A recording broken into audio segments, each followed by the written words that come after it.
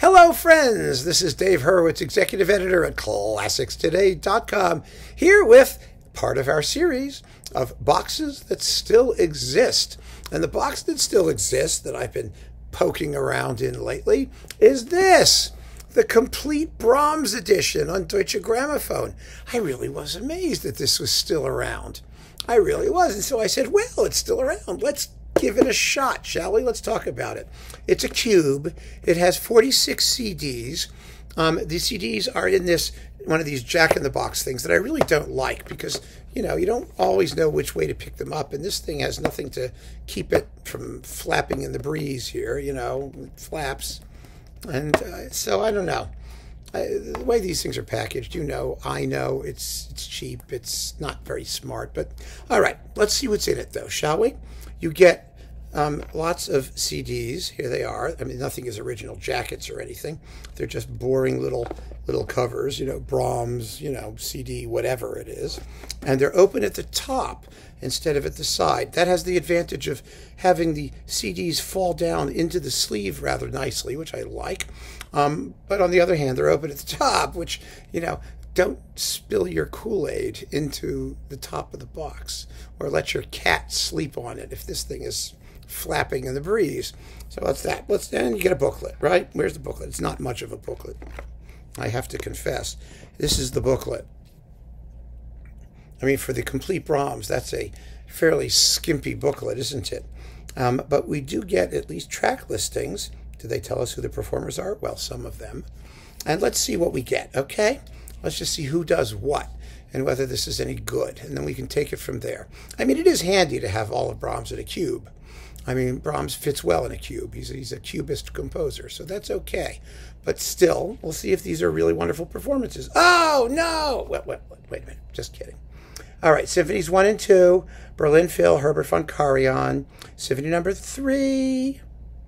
No, I see, 1 and 3. Berlin Phil, Herbert von Karajan. Number 2, Berlin Phil, Herbert von Karajan.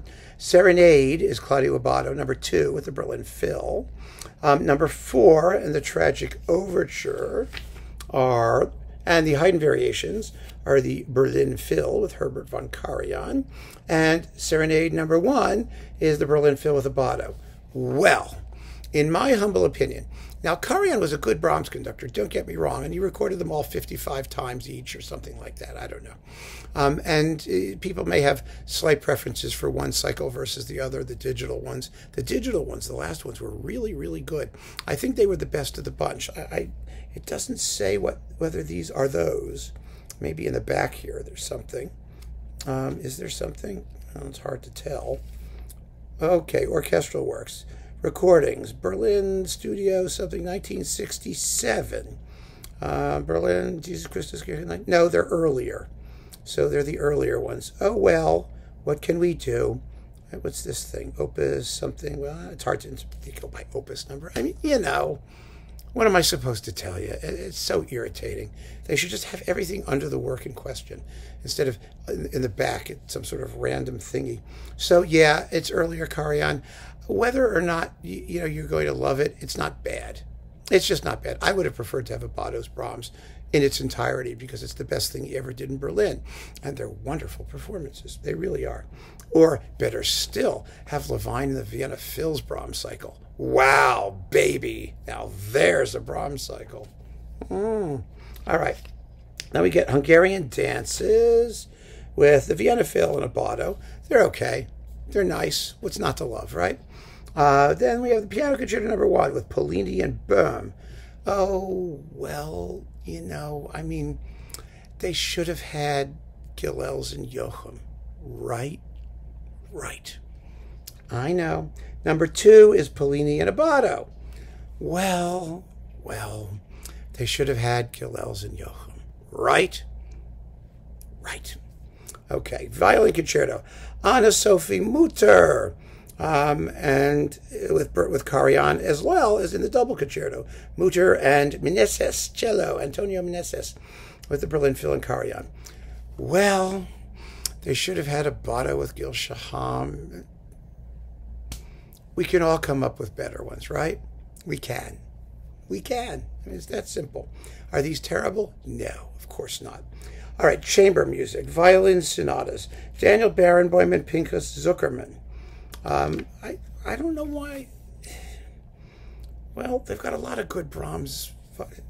This is obviously a collection of older stuff, frankly.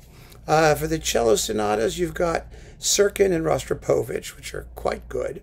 I mean, they're quite fine, although Sirkin was sort of over the hill at the time that these were made. Remember, those were those digital ones when Sirkin was doing those awful Mozart piano concerti with Abbado, and he was really sort of past his prime. Well, he is here too, but fortunately he's accompanying most of the time.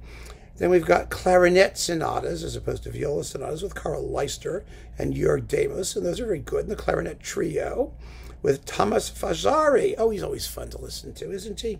And Karl Leister, and that's all very good. And Ottomar Borwitsky, cello. Then we've got piano trios, and this is with Fazzari and Thomas Brandis and Ottomar Borwitsky doing all of these. Yes, they are. And let's see, at one point, Wolfram Christ does the viola. Oh, okay, we're in the piano quartets now as well, with the same crew, with Wolfram Christ viola and the piano quartets. These are all very nice performances, and I like having Thomas Fazzari's work back and represented, so I'm happy with that. I really are. String quartets. Who's doing this? The La Salle Quartet. Ooh, isn't that interesting? The 3 string quartets. Well, not the best Brahms, and these are, you know, I think somewhat routine performances of not the best Brahms, but that's, you know, the La Salle Quartet has, you know, they were, you know, very modern music specialists, and when they didn't do that, sometimes they were wonderful and sometimes they were kind of prosaic, and this was one of those, I think, more prosaic times, but, you know, sue me. Then we've got the horn trio with Thomas Fazzari and Thomas Brandis and Norbert Hauptmann, horn. Finally, the piano quintet, that's with Polini, and the Quartetto Italiano. This was actually a performance that was quite controversial, somewhat metronomic, I think, in some respects. And, you know, because Polini was, you know, at this point in his career, I don't know how much of a chamber player he really was.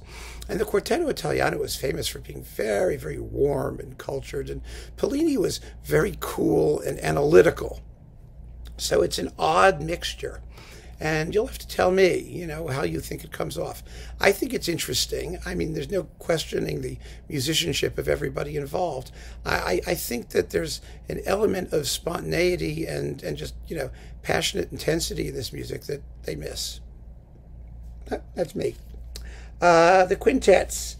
The string quintets are the Amadeus Quartet with Cecil Aronowitz. They're very good. The clarinet quintet with Karl Leister and the Amadeus. Those are well known. The sextets are also with the Amadeus Quartet with Cecil Aronowitz and William Pleath doing your second cello and second viola. And, oh, I love the sextets so much. I don't care who plays them or what they do to them. I mean, they're going to be beautiful. Then we've got piano and organ works. Organ works. Yeah! Save me now. Okay, Piano Sonatas 1 and 2, and the Chaconne in D minor for left hand, which is Brahms' arrangement of the Bach Chaconne from the, you know, violin partita in D minor. So that's with Anatol Ugorsky. Oh, he does all 3 sonatas. Isn't that fun? Okay, well, Ugorsky sort of, you know, was one of those pianists who appeared. He looked kind of like Bozo the Clown. Remember, he had his, like, you know, hair sticking out of his side there, and he was famous for learning the entire Messiaen, you know, Catalogue des Oiseaux from memory by doing some sort of strange color coding. I don't know what he did. Anyway, so the Brahms sonatas are tough pieces. Ugorsky was kind of a whack job, and so, you know, they're good pieces to be played by wacky pianists, I think, you know, who are willing to play with them and have a little fun with them. And Ugorsky actually does. I have no problem with these performances. They're fun. They really are. Then we got the ballades with Kempf, and probably a lot more with Kempf. And Daniel Barenboim doing the Schumann Variations and the Theme and Variations in D minor, which is a transcription of the sextet slow movement, and the Handel Variations. Now let's see who's doing the Paganini Variations and the other things. Those are the main things. Thomas Fazzari with the Paganini Variations. Yay! Well, that's wonderful. and also the Klavierstücke, Opus 76, and the Fantasias. And is he doing? No, Kempf has the late other piano musics, Opus 116, 117, 118, and 119. That's with Kempf. And then we've got the Waltzes, Opus 39 for piano, 4 hands, and the Souvenir de la Russie, which is just endless fun, as you know. That's with the Kontarsky brothers. They are standard. This is really, I mean, you see how this box is developing? This is really sort of the DG analog Brahms. It really is, except for those works they didn't have, like Ugorsky doing the other sonatas and things.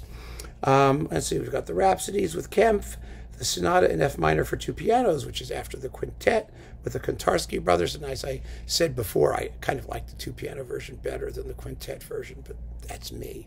I'm in the minority there. Then we've got Hungarian Dances for piano, 4 hands with the Kontarsky brothers, and a lot of other little things. Oh, the organ stuff. Peter Planyovsky organ. And if you want to hear Brahms' organ music, knock yourself out. I don't need it. Lieder. Okay, we've got Lieder. Millions and millions of Lieder. So we've got Jesse Norman, soprano, Fischer Dieskau, baritone, Daniel Barenboim, piano. Most of this stuff is going to be Fischer Dieskau, because you remember he did that Brahms Lieder box. And with Jesse Norman doing the things that women have to do, and Fish Disc doing everything else. Yeah, that's what this is. It's essentially that box. And we're already at CD 34. See how quickly this went? Fortunately, a lot of Brahms' music comes in clumps, and so we can take it a clump at a time. Yeah, that's who did all the songs. Yay. Gets us through the Lieder pretty quickly. And they're very good performances. Fischer Dieskau is very fine. Norman is lovely. It's wonderful. It's no problem. Then we've got all the vocal ensembles with, like, oh, look, with Edith Mathis, Birgitta Fassbender, Carl Engel playing the piano, Fischer Dieskau, and, you know, we've got the Liebeslieder thingies. Let's see, and little vocal quartets, and Peter Schreier pops up, and yes, all the usual people doing the Liebeslieder waltzes. We sang those when I was in high school. They're delightful. Oh my goodness, they're fun. They are so charming. And the Zigeunerlieder are really fun too. I mean, they're really, Brahms's, you know, ensemble chamber vocal music is just delightful. I have to tell you, it's just wonderful. No one pays any attention to it. You know, you don't hear these pieces very often, but they are absolutely charmers, and they deserve far more credit than they usually get. And then you've got the German folk songs with Edith Mathis and Peter Schreier, all of them, like millions of them. There's lots of them. And the 4 folk children's songs with Edith Mathis. And, I mean, this is top quality singing. It really is. You know, you have to remember that Brahms was primarily, although we don't think about it that way, a composer of vocal music. He wrote hundreds of songs, almost hundreds of shorter choral pieces, really, really steeped. He was a choral conductor. That's how he made his early living. He studied Renaissance choral music. He was a scholar of German Baroque and early choral music. And so he had an enormous background in choral composition, and it's just sort of a pity that so much of his choral music is ignored, because he was as absolute a master at the art of writing for the choir as he was anything else that he did, and maybe more so. So we've got choral works. You've got all these, like the Marienlieder for mixed chorus a cappella, which are delicious, and the spiritual choruses for female choir, because he led a female choir most of the time. And let's see, festival and memorial aphorisms. I mean, for 8-part chorus a cappella, Opus 109. I mean, how many people know these pieces? I mean, for this stuff alone, I think this set is rather valuable. You're going to have alternate versions of virtually all of the more famous pieces, and maybe versions that you'll like more than these. But that choral stuff is not as easy to come by. I mean, there are sets now. There are, you know, Brahms complete choral work editions and things like that. You can find these things. But this is an excellent way to get them. I'm telling you right now, in first-class performances, you've got the motets, and, oh, that lovely, the Opus 17 songs for female chorus, 2 horns and harp, not an instrument that you associate with Brahms. They're absolutely beautiful. And you've got the 12 Lieder and Romanzen for the romances for female chorus and piano, and 2 books. This is great stuff. I'm just, I can't even begin to, get into details because there's a lot of it. I mean, this is dozens and dozens of pieces, and they are exquisite. German folk songs for mixed chorus, a couple books of those. Then we've got the works for chorus and orchestra. Okay, German Requiem. Which one is this? Oh, wow, it's Giulini, the Giulini live one, the really slow Giulini live one. Not my fave. Not my favorite. I think it needs to be livelier. Of course, it's like everything Giulini did. It's beautifully played and it's very sincere, and it has, enormous concentration, but it could use a sort of a kick in the tuchus here and there. That's the truth. Then we have Ronaldo, the world's dullest piece of music by Brahms. This is the one with a Czech fill chorus and Czech Philharmonic with Sinopoli. Well, that's fun with René Collo, the tenor. It's only 47 minutes long in this performance, and thank God for that, because I think Ronaldo is just a snoozeroo. People say, well, it's what Brahms would have been like if he'd written in an opera. Well, thank God he didn't. I know some people like Ronaldo. I can't argue with it. De gustibus non disputatum est, or whatever that phrase was. De gustabilis, or, disgusting things I will not dispute. There's the word. Then we've got, the alto Rhapsody and the Schicksalslied and all this stuff. And this is all the Sinopoli stuff. The Triumphlied and Nenia. Of course, this was also remade by Abbado with Berlin Phil, and quite frankly, Abbado's performances are better. They're better sung, they're better played. But I really kind of like having the Czech Phil. The Prague Philharmonic Choir is very, very good. There's no question about it. Sinopoli is a little droopy sometimes. He's Sinopolish. He was sort of more into like late romantic decadence, and this is just the opposite. This is austerity. Total, complete spiritual austerity. But he does okay. He does a decent enough job. These are the digital recordings, and so what the heck. And that is the Brahms edition. Now, as you know, there is tons of Brahms that is not here for this complete Brahms edition, the complete edition. It's complete in terms of works presented. It is not complete in terms of versions of those works made by Brahms, because I just talked about Naxos's 18 CD box of the complete Brahms music for piano four hands, which consists of arrangements of everything Brahms wrote by Brahms, personally by Brahms. So there's a lot more Brahms out there. And there are also piano exercises and other things. There's more stuff that's in this box. But for our purposes, let's face it, 46 discs here. 46 discs of Brahms is enough for most people. It's certainly enough for me, and I think for the vocal stuff, this is a terrific box, especially if the separate vocal boxes that sort of were out there floating around on Deutsche Grammophon aren't easy to find anymore or have gone out of print. This was very inexpensive. Still, it's pretty cheap. It's like $100 for 46 CDs. It's like $2 a disc. It's a deal. It's a very good deal. And I don't really think that there are any bad performances in it. You will like some better than others, and we all have our choices, as you know. But for the vocal music, worth considering, in my view. So keep on listening, friends. Thanks so much for joining me. Take care.